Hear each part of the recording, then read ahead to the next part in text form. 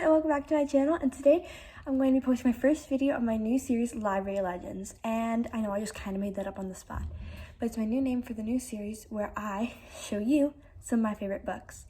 And I've recently been trying to come up with video ideas that are longer, and y'all really seem to like this book stuff. So we're going to be making a new series called Library Legends, and there'll be different categories, and I'll be showing you different books. So for the first time, I'm showing you, I don't know how many there are, so I don't have a number, some books that I could not put down in elementary school. Books I kept reading, I stayed up all night reading, my favorite books that I read over and over again in elementary school. Elementary, primary school, something like that. And so I'm just going to show you some of the books. So let's get into the video. Alright, so we're going to start off with one of my favorite books that I literally had like 4 copies of, and I read it over and over again.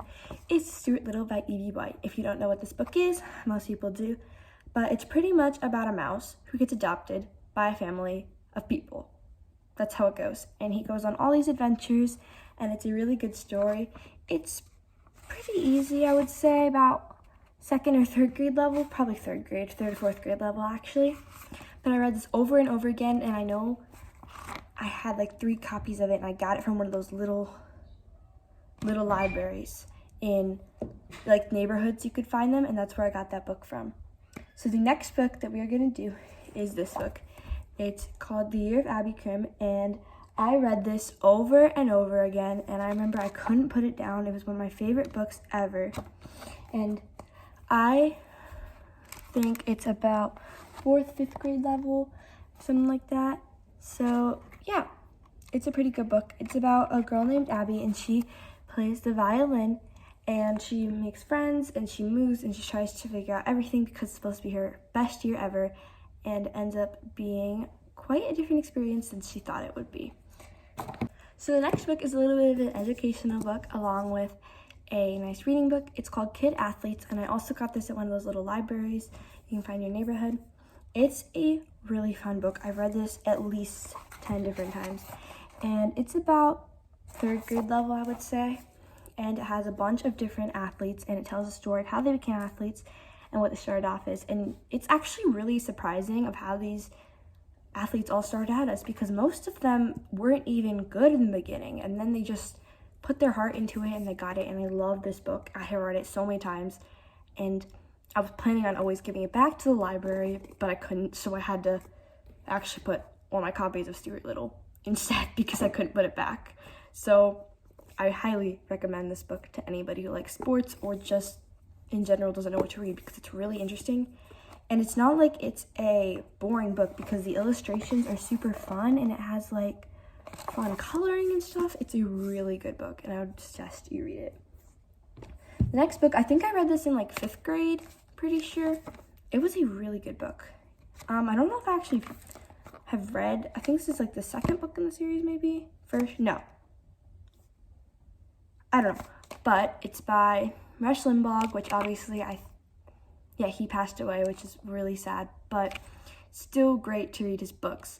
So it's about a history teacher I think it's a middle school history teacher who can travel through time, and he goes back in time to these things, and he plays the video for his students, but his students don't know it's him in the video. And it's a really cool story, and I think it's such a creative idea. And again, it's not a boring book. You have pictures and illustrations, and the paper just looks super cool and historical, and I love this book. Next book is a book known to most people, Lion, the Witch, and the Wardrobe from the Chronicles of Narnia. And the whole Chronicles of Narnia is a great series, but this one in particular I love. I've read it multiple times. It's a really good book. It's by C.S. Lewis, and if you haven't heard of it, Narnia is like a fictional land, and these 4 kids go through a wardrobe, and they get stuck in Narnia, and they have to fight in a battle against the evil witch. And it's a really great book, and it has some Christian representation.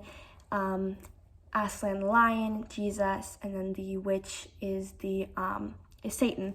And it's a really great book for kids and adults too. And I know I just read this like a while ago for a book report, and it's a really great book, and I would suggest it to, I don't know, 4th, graders and up. I was a little advanced reader because I skipped some grades, so I was kind of ahead. So I don't know what the normal reading level is, but I would suggest it for 3rd, 4th grade and up.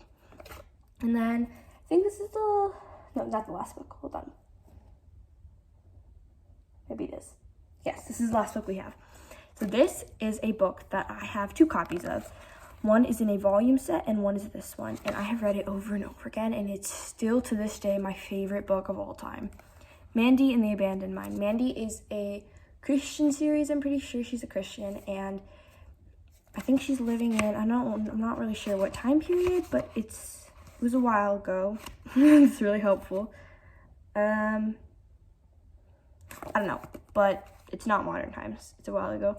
She's living in South Carolina, and she goes on all these mystery adventures, and she has to figure out, well, you know, the mystery. What's the answer to the mystery?